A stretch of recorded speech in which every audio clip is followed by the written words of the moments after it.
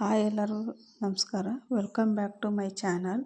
ಇವತ್ತು ನಾವು 10 ನಿಮಿಷದಲ್ಲಿ ಮೆಂತ್ಯ ಭಾತನ್ನು ಸಿಂಪಲ್ಲಾಗಿ ಮಸಾಲೆ ಇಲ್ಲದೆ ಹೇಗೆ ಮಾಡೋದು ಅಂತ ನೋಡೋಣ ಬನ್ನಿ. ಸಿಂಪಲ್ಲಾಗಿ ಮಾಡ್ಬೋದು.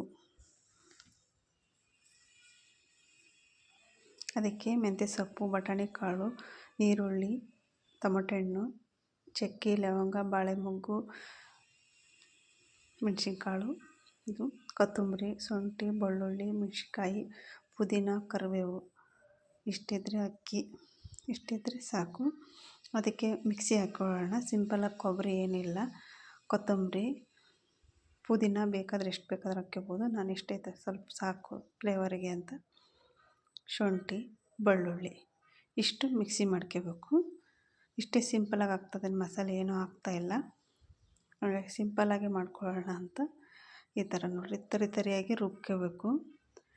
ಭಾಳ ಸಣ್ಣಕ್ಕೂ ಬೇಡ, ಈ ಥರ ತರಿ ಅನ್ನೋಂಗೂ ಬೇಡ, ಮೀಡಿಯಮ್ ಸೈಜಿಗಿದ್ರೆ ಸಾಕು. ಇಷ್ಟು ರುಬ್ಬಿಟ್ಕೊಂಡು ತೆಗೆದಿಟ್ಕೊಳ್ಳೋಣ. ಇದನ್ನ ಕುಕ್ಕರ್ ಇಟ್ಕೊಳ್ಳೋಣ ಗ್ಯಾಸ್ ಮೇಲೆ. ಕುಕ್ಕರ್ ಕಾದಿದೆ, ಅದಕ್ಕೆ ಸ್ವಲ್ಪ ಎಣ್ಣೆ ಹಾಕೊಳ್ಳೋಣ. ನಿಮಗೆ ಎಷ್ಟು ಬೇಕೋ ಅಷ್ಟು ಎಣ್ಣೆ ಹಾಕ್ಕೋಬೋದು. ನಾನು 2 ಕಪ್ಪು ಅಕ್ಕಿ ಹಾಕಿ ಅನ್ನ ಮಾಡ್ತಾಯಿದ್ದೀನಿ ಪಲಾವ್ಗೆ. ಸಾಸಿವೆ, ಜೀರಿಗೆ ಮತ್ತು ಇವನ್ನೆಲ್ಲ ಪಲಾವ್ ಎಲೆ, ಚಕ್ರ ಮೊಗ್ಗು, ಬಾಳೆ ಮೊಗ್ಗು ಅವನ್ನೆಲ್ಲ ಹಾಕ್ಕೊಂಡಿದ್ದೀನಲ್ಲ, ಏಲಕ್ಕಿ, ಲವಂಗ, ಚಕ್ಕೆ ಇಷ್ಟೆಲ್ಲ ಹಾಕ್ಕೊಂಡು ಎಣ್ಣೆಗೆ ಹಾಕ್ತಾಯಿದ್ದೀನಿ. ಅದೆಲ್ಲ ಒಂದು ಸ್ವಲ್ಪ ರೋಸ್ಟ್ ಆದಮೇಲೆ ಒಂದು ಬೌಲ್ನಲ್ಲಿ ನೀರುಳ್ಳಿ ಸಣ್ಣಕ್ಕೆ ಹೆಚ್ಚಿಟ್ಕೊಂಡಿದ್ದೀವಲ್ಲ, ಉದ್ದುದ್ದು ಕರೆ ಹೆಚ್ಕೋಬೋದು, ಸಣ್ಣ ಕರೆ ಹೆಚ್ಕೋಬೋದು. ಮಕ್ಕಳು ತಿನ್ನಲ್ಲ ಅಂತ ಸಣ್ಣಕ್ಕೆ ಹೆಚ್ಚಿ ಹಾಕ್ತಿದ್ದೀನಿ ನಾನು.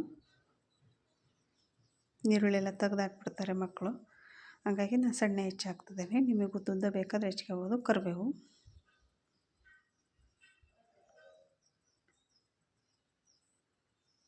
ಅದಾದಮೇಲೆ ಬಟಾಣಿ ಕಾಳು ನೆನೆಸಿಟ್ಕೊಂಡಿರೋವು, ಅವು ಒಂದು ಸ್ವಲ್ಪ ಬಟಾಣಿ ಕಾಳು,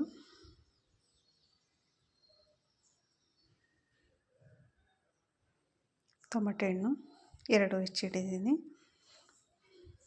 ಅದು ಒಂದು ಸ್ವಲ್ಪ ರೋಸ್ಟ್ ಆಗಲಿ. ಮೆಂತ್ಯ ಸೊಪ್ಪು ಹೆಚ್ಕೊಳ್ಳೋದೇನು ಬೇಡ, ಸೋಸಿಟ್ಕೊಂಡ್ರೆ ಸಾಕು. ಹೆಚ್ಚಿದ್ರೆ ಇಸ ಆಗುತ್ತೆ ಅಂತ ಹೆಚ್ಚಲ್ಲ. ಹಾಗಾಗಿ ಹಂಗೆ ಸೋಸ್ಕೊಂಡಿದ್ದೀನಿ. ಎಲೆನೇ ಅದನ್ನ ಹಾಕ್ಕೊಂಡಿದ್ದೀನಿ. ಅದನ್ನ ಕ್ಲೀನಾಗಿ ಎಣ್ಣೆಯಲ್ಲಿ ಒಂದು ಸ್ವಲ್ಪ ರೋಸ್ಟ್ ಆಗಬೇಕು. ಮೆಂತ್ಯ ಸೊಪ್ಪು ಇಸ ಒಂಚೂರು ಬಿಡೋ ಮಟ್ಟ ಅದೊಂದು ಸ್ವಲ್ಪ ಇದು ಆಗುತ್ತೆ. ಅದು ಎಣ್ಣೆಗೆ ರೋಸ್ಟ್ ಮಾಡ್ಕೊಂಡ್ರೆ ರುಚಿ ಆಗುತ್ತೆ. ಅದೆಲ್ಲ ಸ್ವಲ್ಪ ರೋಸ್ಟ್ ಆಗಿದ ಮೇಲೆ ಇದು ಮಿಕ್ಸಿ ಮಾಡಿ ಇಟ್ಕೊಂಡಿದ್ದೀವಲ್ಲ ಅದನ್ನ ಹಾಕೋಣ.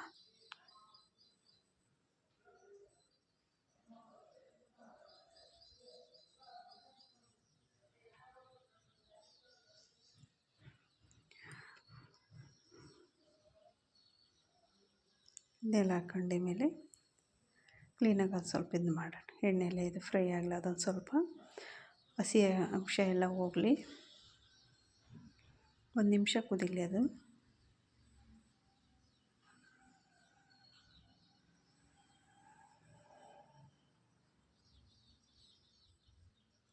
ಕುದ್ದಿದೆ. ಅದಕ್ಕೆ ಒಂದು ಸ್ವಲ್ಪ ಉಪ್ಪು, ಅರಿಶಿನ ಪುಡಿ,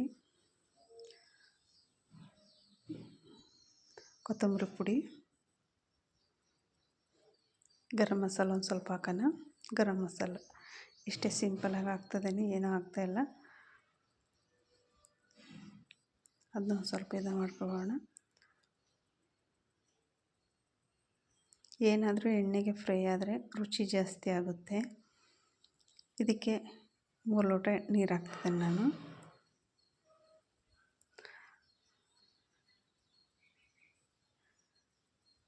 ಈ ಲೋಟದಲ್ಲಿ ಅಕ್ಕಿ ತೊಗೊಂಡಿರೋದು, ಈ ಲೋಟದಲ್ಲಿ ನೀರು ಹಾಕ್ತಿದ್ದೀನಿ. ಅದು ಮಸಾಲೆ ನೀರು. ಮಿಕ್ಸಿ ಮಾಡ್ಕೊಂಡ್ರೆ 3 ಲೋಟ ನೀರು ಹಾಕ್ತಿದ್ದೀನಿ. ಸ್ಟೀಮ್ ಅಕ್ಕಿಗೆ ಏನು ಭಾಳ ನೀರು ಬೇಕಾಗಲ್ಲ, ಹಾಗಾಗಿ 3 ಲೋಟ ಹಾಕ್ತಿದ್ದೀನಿ. ಇದೊಂದು ಸ್ವಲ್ಪ ಕುದ್ದ ತಕ್ಷಣ ಅಕ್ಕಿ ಹಾಕಿ ಕೂಗ್ಸೋಕ್ಕಿಡೋಣ. ಅಷ್ಟರಲ್ಲೂ ಒಂದೇ ಒಂದು ಕುದೀಲಿ. ಉಪ್ಪು ಅದನ್ನೆಲ್ಲ ನೋಡ್ಕೋಬೇಕಲ್ಲ, ಹಾಗಾಗಿ ಒಂದು ಸ್ವಲ್ಪ ಕುದೀಲಿ. ಹಂಗೆ ಡೈರೆಕ್ಟಾಗಿ ಹಾಕಿದರೆ ಇದಾಗುತ್ತೆ. 1 ನಿಮಿಷ ಕುದ್ದೇ ಬಿಡುತ್ತೆ. ಹಾಕಿ ಕುದೀತೈತೆ ನೋಡಿರಿ. ಇವಾಗ ಅಕ್ಕಿ ಎಲ್ಲ ತೊಳೆದು ಇಟ್ಕೊಂಡಿದ್ದೀನಿ ನಾನು.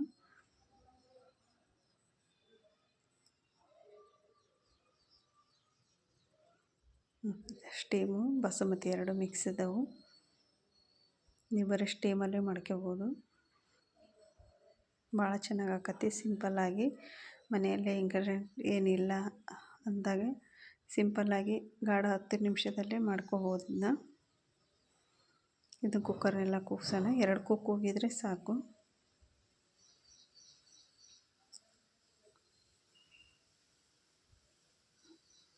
ಈ ಥರ ಕೂಗಿಸಿ ಮೇಲೆ 2 ಕೂಗುತ್ತೆ.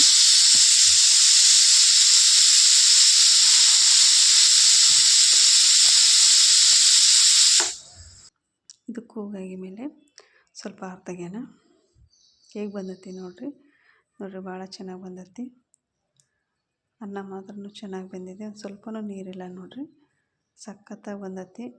ಟೇಸ್ಟಿಯಾಗಿ ಐತಿ, ಘಮ ಘಮ ಅಂತ ಐತಿ.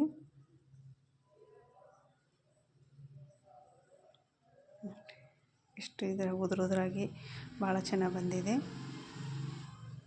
ಈ ಥರ ಆಗೈತೆ ನೋಡಿರಿ, ಒಂದು ಮೆತ್ತಗೂ ಆಗಿಲ್ಲ ಏನೂ ಆಗಿಲ್ಲ, ಭಾಳ ಚೆನ್ನಾಗೈತಿ. ಇವಾಗ ತಟ್ಟೆಗೆ ಸರ್ವ್ ಮಾಡಿಬಿಡೋಣ. ಸೂಪರಾಗಿರುತ್ತೆ. ಬೆಳಗಿನ ತಿಂಡಿಗೂ ಬಾಕ್ಸಿಗೂ ಅದಕ್ಕೆಲ್ಲ ಮಗಳಿಗೆ